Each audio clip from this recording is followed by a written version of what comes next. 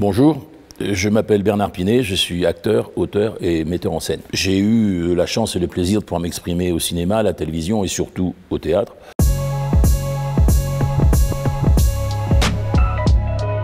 Pourquoi et comment j'en suis arrivé là?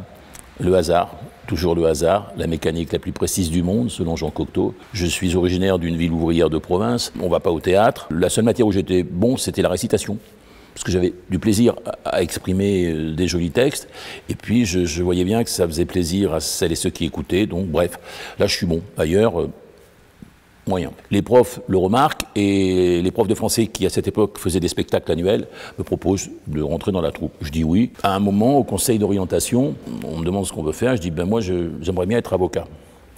Et je rentre le soir, je dis ça à ma mère, et alors ben, j'ai dit que je voulais être avocat, que j'aimerais bien. Et elle me dit, mon pauvre petit, laisse tomber, c'est un métier de riche. Et là, le hasard, toujours, une copine qui était en pension avec moi, qui me dit, mais tu devrais faire comédien. Elle m'aurait dit martien, c'était pareil. Sauf que cette personne qui s'appelait Christine, paix à ton âme, elle a quitté ce monde, a un oncle à Paris qui est comédien. On va le voir, on fait une petite audition chez lui. Il s'appelait Jacques Échantillon. À l'époque, il avait fait une mise en scène à la Comédie Française des Fourberies de Scapin. Et il me dit, ouais, t'as des qualités, tout ça, mais ça s'apprend, c'est un métier. Il m'oriente chez Périmoni, qui était le cours en vogue, connu, respecté, respectable à l'époque. J'auditionne. Surprise, je suis pris directement en troisième année. Les mois passent et il me dit, je te présenterai pas au conservatoire parce que c'était l'objectif, parce que ben, moi je travaillais la nuit et le week-end pour payer mes cours, et au conservatoire c'est formidable, conservatoire national, mais c'est 7 jours sur 7. Mais il me dit, t'inquiète pas, toi, il y en a 40 dans la salle là, toi tu feras ce métier. Cette petite phrase m'a aidé à tenir dans les moments difficiles. Café-théâtre, concours de circonstances, à l'audition de fin de cours, on vient me boire, quelqu'un monte une pièce, la véritable histoire de Paul et Virginie avec Sophie Chauveau, qui sortait du conservatoire, et puis un agent vient me voir, Marceline Lenoir, merci Marceline, et qui me fait faire mes premiers films au cinéma et à la télévision parce que je connaissais personne. Et puis bon, comme je suis pas trop mauvais, on me redemande, ça s'enchaîne, et puis me voilà aujourd'hui. À la fin du XXe siècle, mon métier a changé, en ce sens que si on n'était pas bankable, si on n'était pas people, ben c'était difficile d'avoir des rôles importants. Donc des copains qui avaient monté des films où j'avais des rôles importants, m'ont dit 2-3 fois la même année, ça a suffi. Écoute, Bernard, tu ne pourras pas faire le rôle. Ah bon, pourquoi? Bah, parce que le directeur de la chaîne, bon, t'es pas bankable. C'est dur, ça veut dire que tu veux que dalle, tu vois. Donc, dans ces cas-là où on dit, ben ok, je suis mort, je retourne dans ma province, j'appelle mes copains qui avaient été plus célèbres que moi dans d'autres circonstances, je dis, vous n'avez pas une boîte de nuit, un bar en gérance, bon, où on se dit, ok, pour plus t'entendre dire t'es pas bankable, t'es pas people, t'es pas machin, t'es pas mécouette, qu'est-ce qu'on fait? On écrit ces spectacles, on les monte, on les met en scène, on fait des décors, on fait tout, et ça s'enchaîne. J'en suis à mon 9e, qui s'appelle Apocalypse républicaine, qui commence à faire ses premiers pas. Allô Bernard, on est en juillet, qu'est-ce que tu fais en janvier? En janvier, est-ce que tu es libre? Ouais, il faut que je vérifie. Bien sûr que j'étais libre.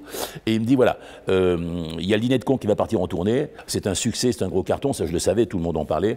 Je l'ai dit à la production. Et ils sont OK, Francis Weber est OK, il me connaissait puisque j'avais fait 7 films avec un ami à lui qui s'appelle Jacques Mesguin. Est-ce que tu es OK? Je dis, ben, je sais pas, j'ai pas vu la pièce. Il me dit, ben, y a 2 places qui t'attendent ce soir au Théâtre des Variétés, chez Belmondo, qui à l'époque avait ce théâtre. J'y vais, la pièce est magnifique, le rôle est magnifique. J'appelle Pierre demain, je dis, ouais, le lendemain, il me dit, ouais, c'est OK. Boum, j'ai signé le contrat 8 jours après, 3 ans de tournée, le hasard. Un succès fou, le bonheur de jouer avec Michel Roux, qui était excellent, c'était une Rolls-Royce, une Bentley, et Villeray, excellent, irremplaçable, exceptionnel, qui était une Formule 1, avec ses grands cils et ses yeux, exceptionnel. Donc on s'est bien amusé. Ce parcours de 50 ans, évidemment, il me ravit. Évidemment, j'en suis fier. Je suis fier de la globalité du parcours. Il y a eu des rôles plus ou moins importants, mais tous les rôles sont importants, me semble-t-il. Je retiens que la phrase de Winston Churchill qui dit le succès ne dure pas, l'échec ne tue pas, il faut avoir le courage de continuer.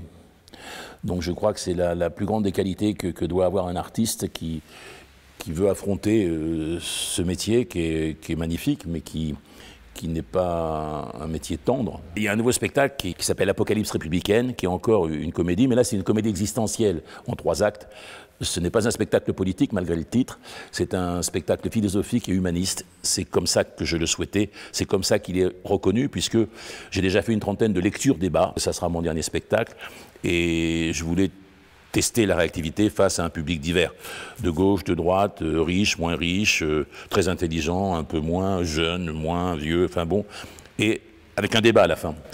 Et ça fonctionne très bien, et j'ai des retours très rassurants, qui sont d'ailleurs dans le livre, qui vient de sortir, qu'on trouve partout, Apocalypse républicaine.